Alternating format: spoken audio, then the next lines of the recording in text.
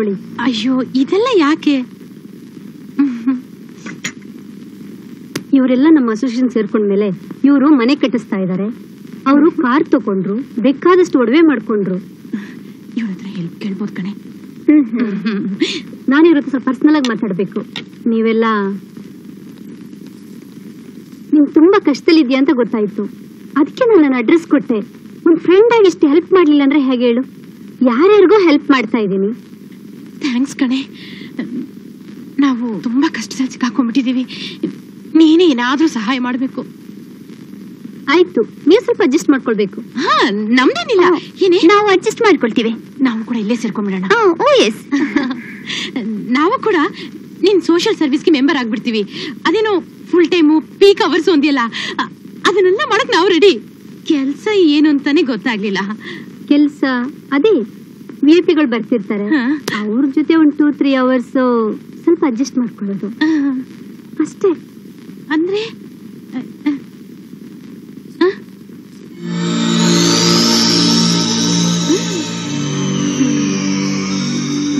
Adjust ಮಾಡ್ಕೊಳ್ತೀರಾ? ಓಕೆನಾ? ದೊಡ್ಡದಾಗಿ help ಮಾಡ್ತೀನಿ ಅಂತ ಹೇಳಿ ಇದನ್ನ ನೀನ್ ಮಾಡ್ತಾ ಇರೋದು. ನಡಿ ಹೋಗೋಣ. ಈಗ ನೀನ್ ಅಡ್ಜಸ್ಟ್ ಮಾಡ್ಕೊ.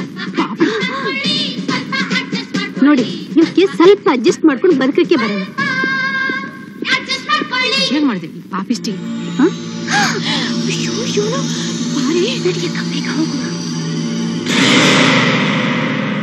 ಅಯ್ಯೋ, ಅವ್ನು ಟಿವಿ ಅಂಗಡಿಯವನು ಕಣೆ. ನಮ್ಮನ್ನ ಆ ಮನೇಲಿ ನೋಡಿ ಏನ್ ಅನ್ಕೊಂಡೋ ಏನೋ. ಅಲ್ಲ, ನಮ್ಮನ್ನ ನೋಡಿದ್ದು ಯಾರ್ಯಾರಿಗೆ ಹೇಳ್ತಾನೆ ಏನೋ, ಆ ದೇವರಿಗೆ ಗೊತ್ತು. ನೋಡಿ ಆ ಪಾಪಿ, ನಾವ್ ಕಷ್ಟದಲ್ಲಿ ಇದೀವಿ ಅಂತ ಹೇಗೋ ತಿಳ್ಕೊಂಡು ಹೆಲ್ಪ್ ಮಾಡ್ತೀವಿ ಬಾರೆ ಅಂತ ಕರೆದ್ಲು. ಏನೋ ಕಷ್ಟದಲ್ಲಿ ದೇವರಾಗಿ ಬಂದ್ಲು ಅಂತ ಬಂದ್ರೆ ಸ್ವಲ್ಪ ಅಡ್ಜಸ್ಟ್ ಮಾಡ್ಕೋಬೇಕಂತೆ. ಇವಳು ಮೊದ್ಲು ಹೇಗಿದ್ಲು, ಯಾವ ಬಿಸ್ನೆಸ್ ಇಳ್ದಿದ್ದಾಳೆ. ಎಲ್ರಿಗೂ ಬುದ್ಧಿವಾದ ಹೇಳ್ತಿದ್ಲು. ಹೇಗಿತ್ತು ನನ್ನ ಅಡ್ಜಸ್ಟ್ಮೆಂಟ್? ಚೆನ್ನಾಗಿ ಇತ್ತು. ಮತ್ತೆ ನಮ್ಮ ಅಸಹಾಯಕತೆನ ಹೇಗ್ ದುರುಪಯೋಗ ಪಡಿಸ್ಕೊಳ್ತಾರೆ ನೋಡು. ಅಲ್ಲ, ಮತ್ತೆ ಯಾರಾದ್ರೂ ಸ್ನೇಹಿತರು ಇದ್ದಾರಾ? ಅಯ್ಯೋ ಬೇಡಪ್ಪ, ಫ್ರೆಂಡ್ಸ್ ಗೊಡವೆನೇ ಬೇಡ.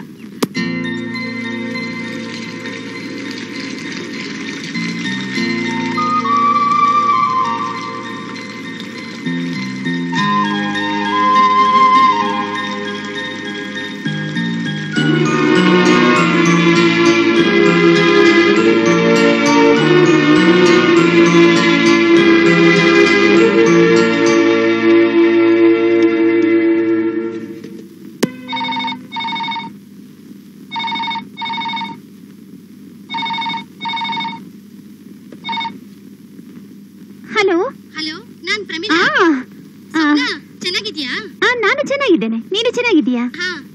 ನನ್ನ ತಂಗಿದು ಎಂಗೇಜ್ಮೆಂಟ್ ಫಿಕ್ಸ್ ಆಗಿದೆ. ನನ್ನ ನೆಕ್ಲೆಸ್ ನನಗೆ ಬೇಕು. ಸ್ವಪ್ನ, ನಾಳೆ ನಾನು ನಿಮ್ಮ ಮನೆಗೆ ಬರ್ತಿದ್ದೀನಿ. ನಾಳೆ? ಹೌದು ಕಣೆ, ನನಗೆ ನೆಕ್ಲೆಸ್ ಬೇಕು ಕಣೆ. ಮರಿಬೇಡ, ನಾನು ಬರ್ತಾ ಇದ್ದೀನಿ ನಾಳೆ.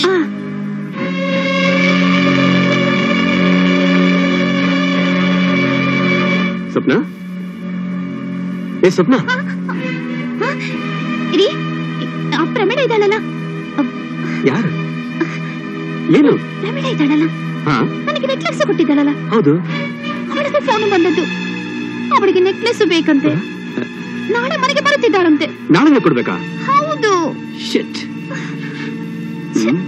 ಎಂತದು ಮಾಡೋದು? ಇದ್ರ ಬಗ್ಗೆ ನೀ ಏನು ಯೋಚನೆ ಮಾಡಬೇಡ, ಧೈರ್ಯವಾಗಿರು. ಥ್ಯಾಂಕ್ಸ್ ಕಣೆ. ಸ್ವಪ್ನ, ನಾಳೆ ನೀನ್ ಬರ್ತೀಯ ತಾನೇ? ಮರಿಬಾರ್ದು. ಖಂಡಿತ ಬರುತ್ತೇನೆ. ಬರ್ಲಾ? ಬರ್ತೀನಿ.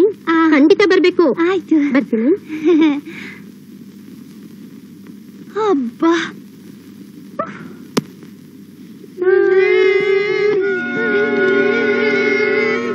ಯಾಕ್ರೋ, ಏನಾಯ್ತು? ಅಳ್ತಾ ಇದೀರಿ? ಸ್ಕೂಲಲ್ಲಿ ಫೀಸ್ ಕಟ್ಟಲ್ಲ ಅಂತ ಮನೆ ಕಳಿಸ್ಬಿಟ್ರು. ಅಳ್ಬೇಡಿ, ನಾನು ಹೇಳ್ತೀನಿ, ಹೋಗಿ. ಅಳ್ಬೇಡಿ, ಅಳ್ಬೇಡಿ.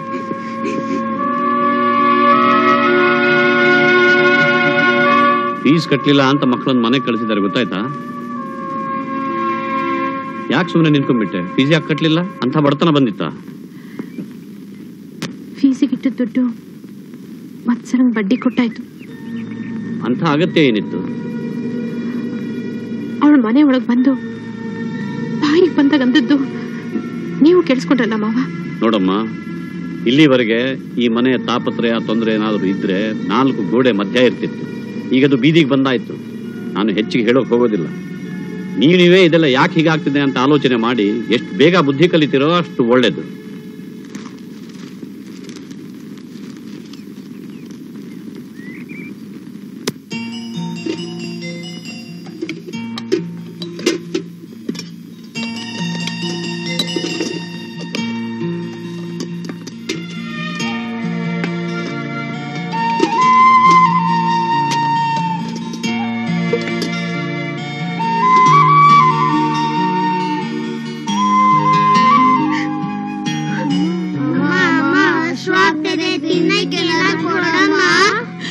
ಏನು ಮಾಡಿಲ್ಲ ಹೋಗಿ.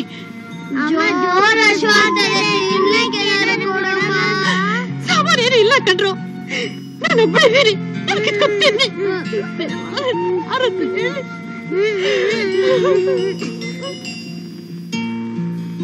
ತಾತ ತಾತ ಹಶು ಆಗ್ತದೆ ತಾತ.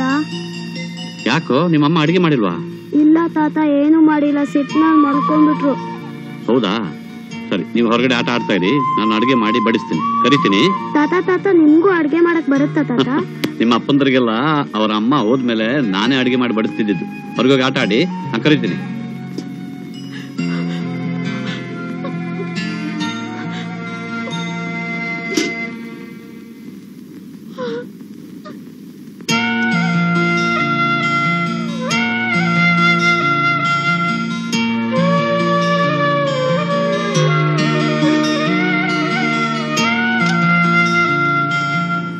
ಎಂತದು ಮಾಡುವುದೋ ಏನೋ. ಚೀಟಿ ಸುಬ್ಬಮ್ಮ ಬೇರೆ ಬರುತ್ತಾಳೆ. 12 ಗಂಟೆ ಒಳಗೆ ಹಣ ಕಟ್ಟಲಿಕ್ಕೆ ಉಂಟು. ನನಗೆ ಒಂದು ತೋಚುತ್ತಿಲ್ಲ. ನಿಂದೇನೋ ಚೀಟಿ ಸುಬ್ಬಮ್ಮನ್ ವ್ಯಥೆ. ಆ ಮಂಗಳ ವತ್ಸಲ ಯಾವಾಗಿಲು ಒಕ್ಕಸ್ತಾರೋ ಏನೋ. ಗಂಡಂದ್ರು ಆಫೀಸ್ಗೆ ಹೋಗೋದೇ ಕಾಯ್ತಾ ಇರ್ತಾರೆ, ನೇರವಾಗಿ ಇಲ್ಲಿಗೆ ಬಂದ್ಬಿಡ್ತಾರೆ. ನಾನಂತೂ ಫರ್ನಿಚರ್ ಇನ್ಸ್ಟಾಲ್ಮೆಂಟೇ ಕಟ್ಟಿಲ್ಲ ರೀ. ಅದು ಸರಿ, ಈಗ ಎಂತ ಮಾಡೋದು? ಹಾ, ಒಂದ್ ಐಡಿಯಾ. ಮನೆ ಹೊರಗಡೆ ಬಾಗ್ಲಿ ಬೀಗ ಹಾಕ್ಬಿಟ್ಟು ಎಲ್ರು ಒಳಗಡೆ ಇದ್ಬಿಡೋಣ. ಸಾಲ್ಗಾರು ಬೀಗ ನೋಡ್ಕೊಂಡು ಹಾಗೆ ಹೊಟ್ಟೋಗ್ತಾರೆ. ಹಾ, ಒಳ್ಳೆ ಐಡಿಯಾ. ಇವತ್ತು ಯಾಗಾರು ತಪ್ಪಿಸ್ಕೊಂಡ್ರೆ ಸಾಕು, ನಾಳೆ ನೋಡ್ಕೊಳ್ಳೋಣ.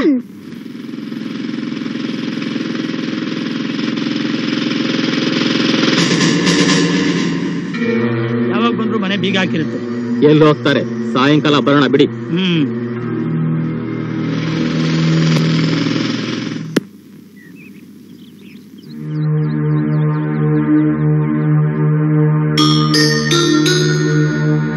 ದುಷ್ಯಂತ, ಏ ಯಾಕೋ ಇಷ್ಟು ಬೇಗ ಬಂದಿದ್ಯಾ?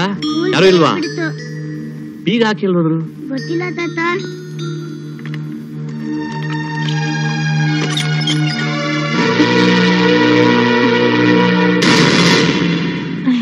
ಏನ್ರಮ್ಮ, ಹೊರಗಡೆ ಬೀಗ ಹಾಕಿ ನೀವ್ ಯಾಕೆ ನಿಂತಿದ್ದೀರಿ? ಏನಿಲ್ಲ ಮಾವ, ಈ ಗಣೇಶ್ ಹಬ್ಬ ಯಾಕಾದ್ರೂ ಬರುತ್ತೋ. ಈ ರಸ್ತೆಯಲ್ಲಿ ಗಣೇಶ್ ಇಟ್ಟಿ ದುಡ್ಡು ಕೊಡಿ, ಆ ರಸ್ತೆಯಲ್ಲಿ ಗಣೇಶ್ ಇಟ್ಟಿ ದುಡ್ಡು ಕೊಡಿ ಅಂತ ಈ ಡೊನೇಷನ್ ಕೇಳೋರು ಒಂದೇ ಕಾಟ ಆಗೋಗಿದೆ. ನಾವ್ ಯಾರು ಮನೇಲಿ ಇಲ್ಲ ಅಂತ ಅವ್ರು ತಿಳ್ಕೊಳ್ಳಿ ಅಂತೇಳಿ ಮುಂದೆ ಬೀಗ ಹಾಕಿ ಒಳಗೆ ಕುತ್ಕೊಂಡಿದೀವಿ. ಹೌದು ಮಾವಯ್ಯ. ನಮಸ್ಕಾರ. ನಮಸ್ಕಾರ. ಆವಾಲೆ ಬಂದೆ, ಬೀಗ ಹಾಕಿತ್ತು. ಏನ್ ವಿಷಯ? ನಿಮ್ ಮಗ ರಮೇಶ್ ಇಲ್ವಾ? ಅವ್ನು ದುಡ್ಡು ಕೊಡ್ಬೇಕಾಗಿತ್ತು. ಓ, ಅಲ್ಲಿ ನಿಂತಿದ್ದಾರೆ, ಕೇಳಿ. ಇದಾರೇನಮ್ಮ ನಿನ್ ಗಂಡ? ಆಫೀಸ್ಗೆ ಹೋಗ್ಯಾರಿ. ಆಫೀಸ್ಗೆ ಹೋದ್ರೆ ಸುಮ್ನೆ ಬಿಟ್ಬಿಡ್ತಾರ? ಅಲ್ಲೂ ನಂತರ 4 ಜನ ಕಾದ್ಕೊಂಡಿದ್ದಾರೆ. ನೋಡಮ್ಮ, ನನ್ ವಾಯ್ದೆ ಕಡೆ ದಿನ ಇವತ್ತು. ವಸೂಲ್ ಮಾಡ್ದೆ ಬಿಡ್ತೀನ? ವಸೂಲಿಗೆ ಅಂತಾನೆ ಇಂಥವ್ರನ್ನೆಲ್ಲ ಸಾಕೊಂಡಿದೀನಿ. ಅವ್ನ್ ಹೇಳು, ವಸೂಲ್ ಮಾಡೇ ಮಾಡ್ತೀನಿ ಅಂತ. ಹೇಳ್ತೇನಮ್ಮ? ಬಂದ್ಮೇಲೆ ಹೇಳ್ತೀನಿ. ಹೇಳ್ಬೇಕು.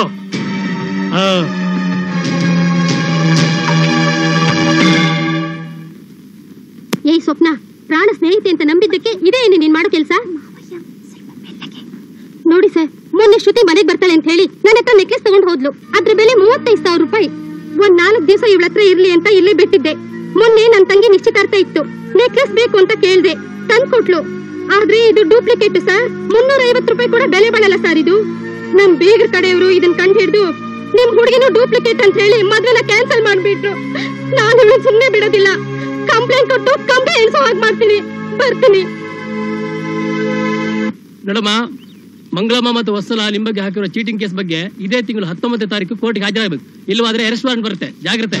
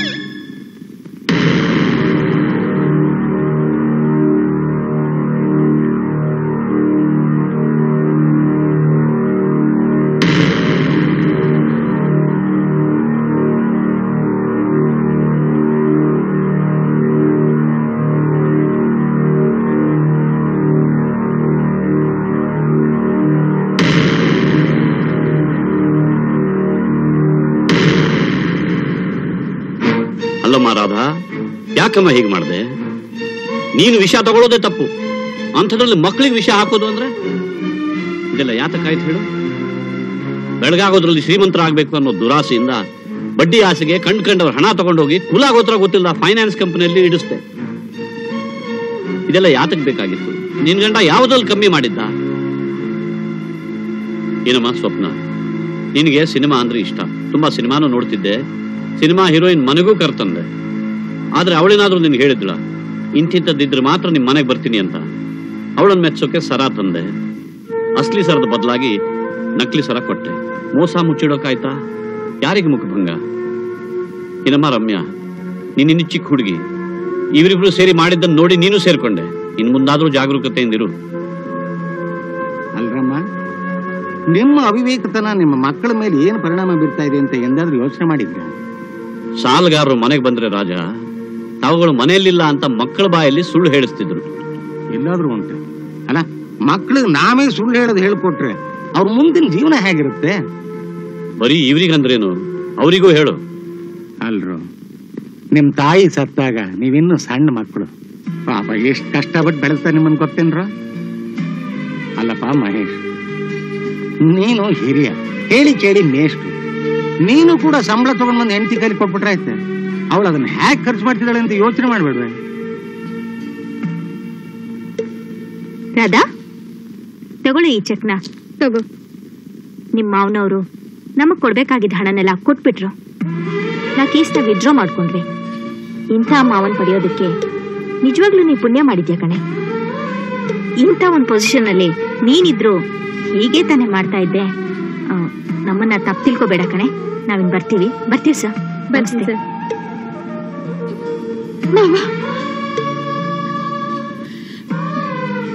ದಯವಿಟ್ಟು ನನಗೆ ಕ್ಷಮಿಸ್ಬಿಡಿ ಮಾವಯ್ಯ. ದುಡ್ಡಿನ ಆಸೆ ನಾನು ತಪ್ಪು ಮಾಡ್ಬಿಟ್ಟೆ. ಹಾಸಿಗೆ ಇದ್ದಷ್ಟೇ ಕಾಲು ಚಾಚಬೇಕು. ಇನ್ಮೇಲೆ ನಾನು ಹಾಗೆ ನಡ್ಕೊಳ್ತೀನಿ. ಅಪ್ಪ, ನಿಮ್ ಮಾತು ಕೇಳೋವರೆಗೂ ನಾವು ಚೆನ್ನಾಗೇ ಇದ್ವಿ. ಇವ್ರ ಮಾತು ಕೇಳಿದ್ದಕ್ಕೆ ನಮ್ಗೆ ಈ ತರ ಪರಿಸ್ಥಿತಿ ಬಂದಿತ್ತು. ನಮ್ಮನ್ನೆಲ್ಲ ಕ್ಷಮಿಸ್ಬಿಡಿ ಅಪ್ಪ. ರಮೇಶ್, ತಗೋಪ್ಪ ನಿನ್ನ ಆಂಡಿಮೆಂಡು ಚೆಕ್. ನೀನ್ ಕೊಡ್ಬೇಕಾಗಿದ್ದ ಹಣನ ನಿಮ್ ತಂದೆ ಎಲ್ಲ ಕೊಟ್ಬಿಟ್ಟಿದ್ದಾರೆ. ನಾನ್ ಬರ್ತೀನಿ. ಮತ್ತೆ ದುಡ್ಡು ಬೇಕಾದ್ರೂ ಬಾರಪ್ಪ, ಆದ್ರೆ ಈಗ ಮಾಡ್ಬೇಡ. ಬರ್ತೀನಿ. ಅಪ್ಪ, ದಯವಿಟ್ಟು ನನಗೆ ಕ್ಷಮಿಸ್ಬಿಡಿ. ಇನ್ಮೇಲೆ ಯಾವತ್ತಿಂತ ತಪ್ಪು ಮಾಡಲ್ಲ.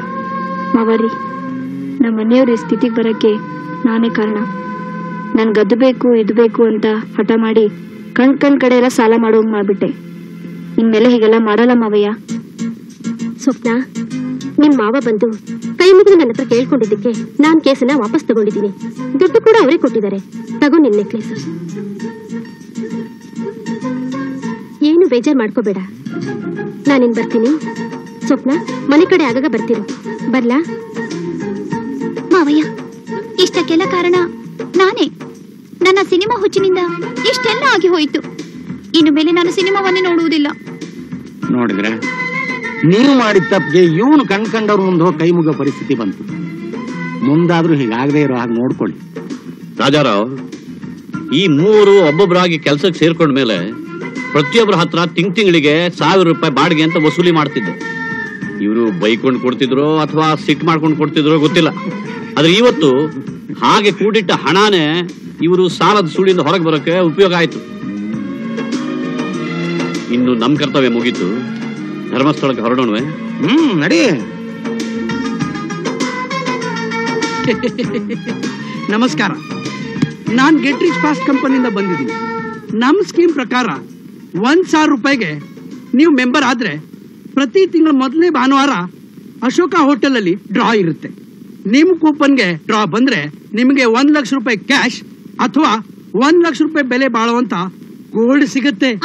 10 ಕೂಪನ್ ತಗೊಳ್ಳೋರಿಗೆ 25 ಗ್ರಾಮ್ದು ಗೋಲ್ಡ್ ಕಾಯಿನ್ ಫ್ರೀ.